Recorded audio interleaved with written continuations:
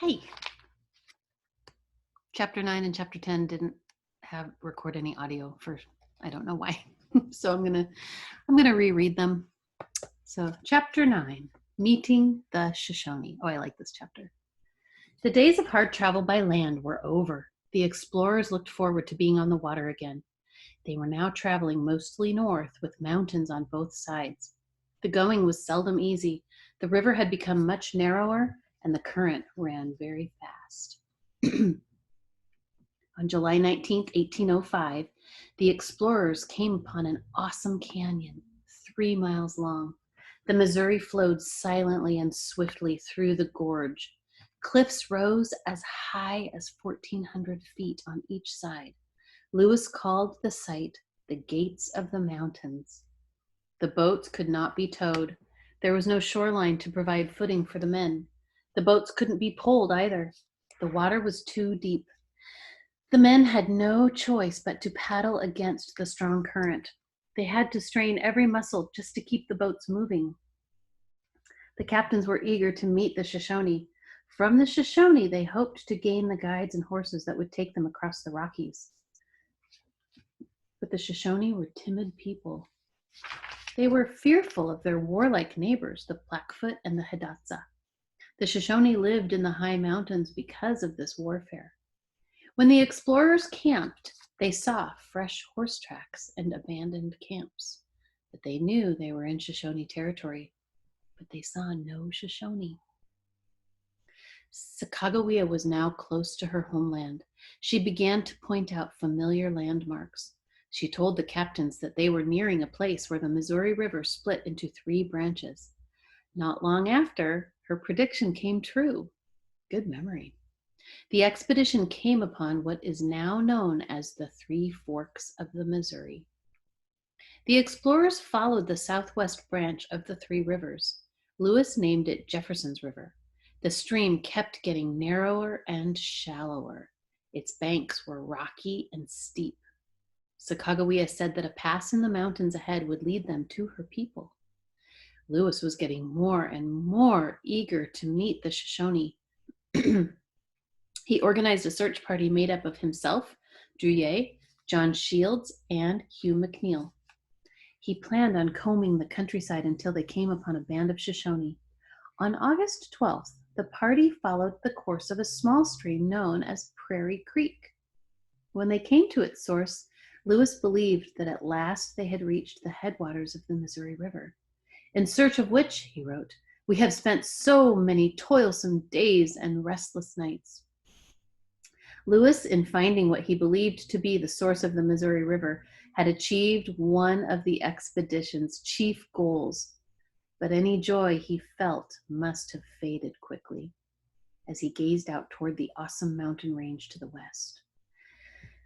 He must have realized that there was no Northwest Passage. No rivers crossed the Northwest. The Rockies stood as a great barrier. Lewis perhaps felt sad that he would have to report this fact to President Jefferson. The men continued up a gentle rise that led to a gap in the mountains. They then followed a Native American trail that continued up and through the pass. Descending to the other side, they came upon a fast-running Coldwater Creek that was flowing westward. Here, Lewis wrote, I first tasted the waters of the great Columbia River. Now I'm wondering how many of you have swum in the Columbia River? I have. It's a big river.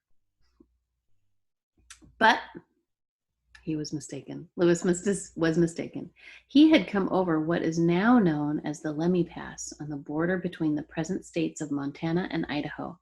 The stream from which he drank was the Lemhi River, not the Columbia.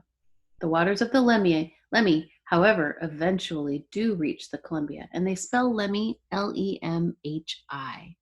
Lemhi. I'm assuming that's how we pronounce it. It might be Lemhi. There could be no mistaking the fact that the pass marked the western edge of the Louisiana Territory. As the explorers headed west, they would no longer be in the United States. Now remember your maps, boys and girls. They would be traveling in the Oregon Territory. On the morning of August 13th, 1805, Lewis woke up early. He set out again with Drouillet, McNeil, and Shields. They followed a Native American trail that led into a long valley. They had covered about 10 miles when they came upon 3 Shoshone. One was a girl of about 12, and another was a teenage girl. The third was an elderly woman. Lewis put his rifle on the ground. Then he walked toward the group. The teenager ran away. The younger girl and the older woman stayed.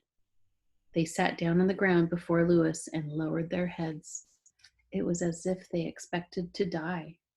Can you imagine just meeting a stranger and assuming that, of course, they're going to kill you?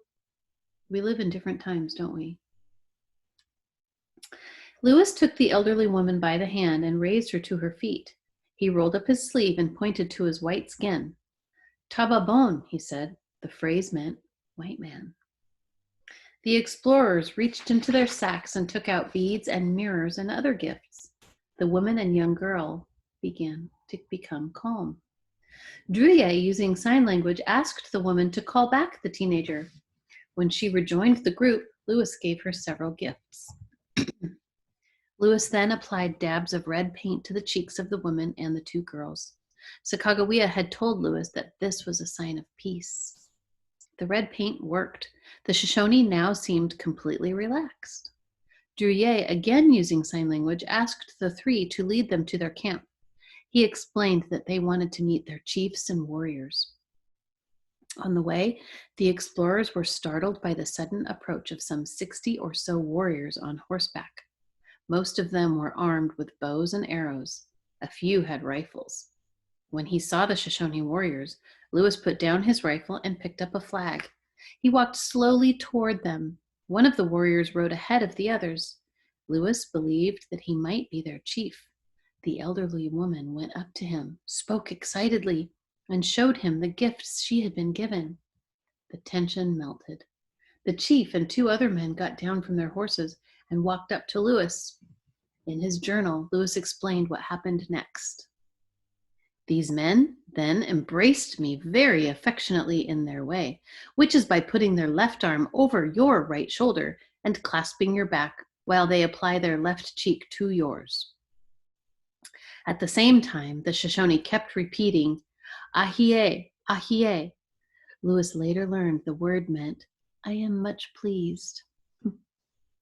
In the Shoshone camp, Lewis met Kameawait, the Shoshone chief. Seated in the chief's teepee, they smoked the pipe of peace. Clark, meanwhile, was traveling up Jefferson's River with the other members of the expedition. After Clark arrived at the Shoshone village, Lewis called for a meeting with Kameawait and the other Shoshone leaders. Sacagawea was brought in to act as interpreter. After she had taken her seat, Sacagawea began to stare at Kameawait. Suddenly, she recognized him as her brother. Sacagawea jumped to her feet, ran to him, and threw her arms around the chief. Then she began crying. When the meeting began again, Sacagawea was probably so filled with joy that she broke into tears from time to time. Kameawait began the meeting by saying that his people were very poor. Often they went hungry. They needed guns for hunting and fighting off their enemies. Lewis answered that they had no guns to give them now. He made it clear, however, that his government would later provide them with the weapons they needed, but this could not happen until Lewis returned home. He asked Kameawait and his leaders to help in making their journey a rapid one by providing them with guides and horses. Kameawait took this news well. As Lewis wrote, the chief thanked us for our friendship and declared his wish to serve us in every respect, and that he would encourage his people to come over with their horses and that he would bring his own and assist us. Lewis and Clark bought 29 horses from the Shoshone. That meant that almost every member of the expedition would have a horse for the days to come.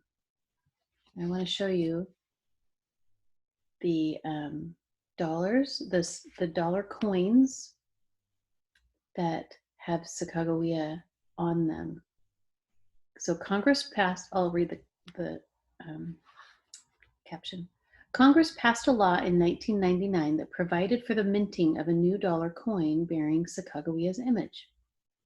The coin is gold colored and depicts an eagle on the reverse side. These were the proposed designs for the coin. And here they are.